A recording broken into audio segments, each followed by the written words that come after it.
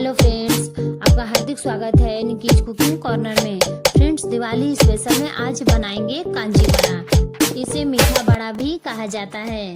ये मीठा बड़ा खाने में बहुत ही स्वादिष्ट और पाचक होता है, इसलिए इसे दिवाली या होली में पारंपरिक तौर पर जरूर बनाया जाता है।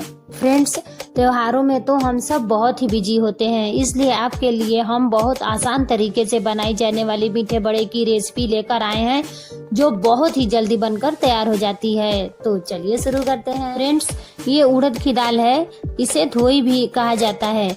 इसे हम अच्छे से धोकर 4-5 घंटे के लिए भिगो कर रख दिए थे। अब ये दाल अच्छे से फूल चुकी है, तो सबसे पहले हम इसे पीस लेते हैं। इसके लिए हम यहाँ मिक्सर जार ले रहे हैं और उसमें ये दाल डाल दे रहे हैं। हम यहाँ छोटे जार का इस्तेमाल कर रहे हैं, इसलिए दाल को 2 बार में पीसेंगे। अब हम यहाँ ले रहे हैं अदरक, जो लगभग 1 इंच का है। तो अब हम इसे छोटे छोटे पीस में काट लेते हैं। इस अदरक को भी हमें दाल के साथ पीस लेना है, क्योंकि अदरक का सेवन हमें ठंडी में करना चाहिए और इस मीठे बड़े में इसका स्वाद बहुत ही बढ़िया आता है। अदरक को काट लिए हैं, तो अब हम इसे पीस लेते हैं। दाल हमारी पीस गई है, तो ये देखिए, दाल को हमें इस तरह से बिल्कुल बारीक पीसने हैं। तो अब इसे एक चौड़े मुंह के बॉल में निकाल लेते हैं। हम सारी दाल को पीसकर इस बॉल में निकाल लिए हैं। अब इसमें 1 चम्मच नमक डाल देंगे। नमक डालने के बाद इसे अच्छे से फेंट लेते हैं। 2 से 3 मिनट तक अगर हमने इसे ऐसे ही फेंट लिए, तो जो बड़ा बनेगा वो बहुत ही हल्का बनकर तैयार होगा। अब हम इसमें डाल देते हैं 2 चम्मच पानी। बहुत थोड़ा सा पानी हमने डालना है और इसे अच्छे से फेंट लेते हैं। फ्रेंड्स, इस बड़े में हमने उड़द की दाल, गुड़ और पानी तीनों का माप बहुत अच्छे से बताया है। आपका बड़ा भी बहुत ही बढ़िया बनकर तैयार होगा। अब हम चम्मच को रख देते हैं किनारे और फिर अपने हाथों से फेंट कर आपको बताते हैं कि जब हम बड़ा को तलेंगे तो किस तरह की कंसिस्टेंसी होनी चाहिए। अभी ये घोल थोड़ी गाढ़ी लग रही है, तो इसमें थोड़ा पानी और डालेंगे। पानी डालने के बाद एक बार इसे और फेंट लेते हैं, ताकि जो पानी है वो अच्छे से इसमें मिल जाए और जो हमने घोल तैयार किया है वो बिल्कुल परफेक्ट माप में आ जाए। ये देखिए फ्रेंड्स, जब हम हाथों से इसे बड़ी जैसा शेप दे रहे हैं, तो ये बहुत ही आसानी से गोल गोल गिर रहा है, तो इसका मतलब अब ये बिल्कुल तैयार है। तो चलिए अब हम आपको इसकी माप बता देते हैं कि हमने इसमें दाल कितने लिए थे और पानी कितना डाला था। इस तरह का हम 1 कप ले लिए हैं और इससे 1 कप हम उड़द दाल ले लिए थे। अगर ये आपके पास नहीं है तो आप इस तरह का कोई भी एक बड़ी कप या कटोरी ले लीजिए, उसी से सारी मेजरमेंट आप कर लीजिएगा। इस मिश्रण को परफेक्ट बनाने के लिए 1/4 कप पानी लगा है, यानी जिस भी कप या कटोरी से आप दाल को मापे हैं उसका चौथा हिस्सा पानी ले लीजिएगा। अब इस तरह से हमारा परफेक्ट घोल तैयार हो गया है। तो अब हम इसे तलने के लिए गैस फ्लेम ऑन करके कढ़ाई रख देते हैं गर्म होने के लिए। कढ़ाई हमारी गर्म हो गई है, तो अब हम इसमें तेल डाल देते हैं।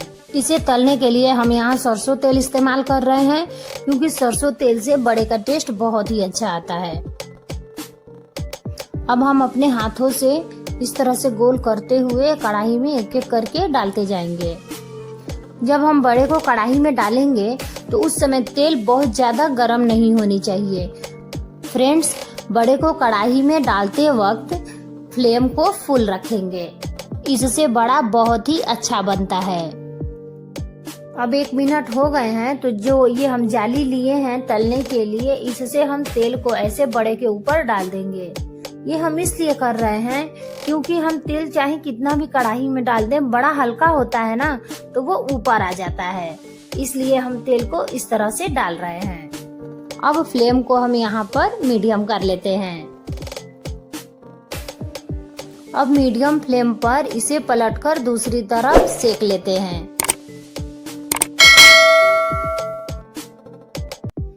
मीडियम फ्लेम पर थोड़ी देर सेकने के बाद अब फ्लेम को हम लो कर देते हैं, जिससे कि ये बड़ा अंदर और बाहर दोनों तरफ से अच्छे से क्रिस्प हो जाए। तो अब हम इसे एक बार और पलट लेते हैं और इसी तरह से बीच बीच में चलाते हुए इसे गोल्डन कलर का होने तक फ्राई कर लेते हैं। तो ये देखिए फ्रेंड्स, हमारे ये बड़े का कलर बहुत ही अच्छा आया है। तो अब हम इसे निकाल लेते हैं। तो अब हम इसमें बाकी बचे हुए बड़े को भी तल लेते हैं। फ्रेंड्स, ये बड़ा खाने में बहुत ही टेस्टी होता है और ये अंदर से बहुत हल्का होता है।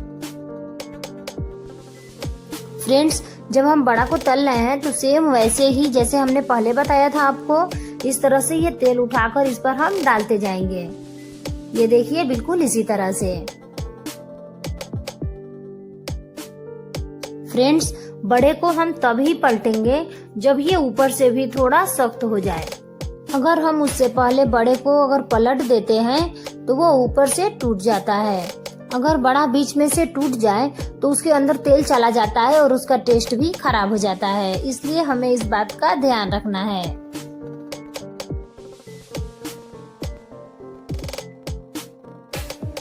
अब हम सारे बड़े को पलट लिए हैं और मीडियम फ्लेम पर इसे सेक लेते हैं। अब फ्लेम को लो कर देते हैं और बीच बीच में इसे इस तरह से पलट लेते हैं। अब इस बड़े का कलर चेंज हो गया है। अभी अच्छे से हो चुका है तो हम इसे भी निकाल लेते हैं। अब गैस फ्लेम ऑन करके कढ़ाई रख देते हैं जिसमें हम चाशनी बनाएंगे। इसके लिए हम कुछ गरम मसाला ले लेते हैं, जिसमें हम ले लेंगे 2 तेजपत्ता, 7-8 फूल लौंग, 2 बड़ी इलायची और 3 छोटी इलायची। अब हम ले लेते हैं 3 सूखी मिर्चें। तो ये देखिए, हमने सारे मसाले को निकाल लिए हैं। तो अब हम इस मिर्च को 2-3 टुकड़े में तोड़ लेते हैं। इसके बाद हम एक खलबट्टा ले लिए हैं और इसमें लौंग इलायची डालकर इसे कूट लेते हैं। इस तरह से जब हम मसालों को हल्का सा क्रश कर लेंगे तो उसका बहुत ही अच्छा टेस्ट आता है। अब हम कढ़ाई में 1 चम्मच तेल डाल देते हैं। अब इसके साथ ही हम इसमें सारे मसाले डाल देते हैं। मसालों को डालने के बाद हम इसे हल्के से रोस्ट कर लेते हैं। मसाले को हल्का सा रोस्ट करने से उसका टेस्ट और भी बढ़िया हो जाता है। अब जिस कप से हम उड़द दाल लिए थे उसी कप से आधा कप हम गुड़ डाल देते हैं और उसी कप से आधा कप चीनी डाल देते हैं। और अब हम डाल देते हैं उसी कप से 3 कप पानी। अब फुल फ्लेम करके हम इसे चला लेते हैं और इस तरह से रुक रुक कर चलाते हुए हम इसकी चाशनी बना लेते हैं। इस चाशनी को हम 3 से 4 मिनट तक पका लेते हैं। ये देखिए, इसमें बहुत अच्छे से बॉयल आने लगा है।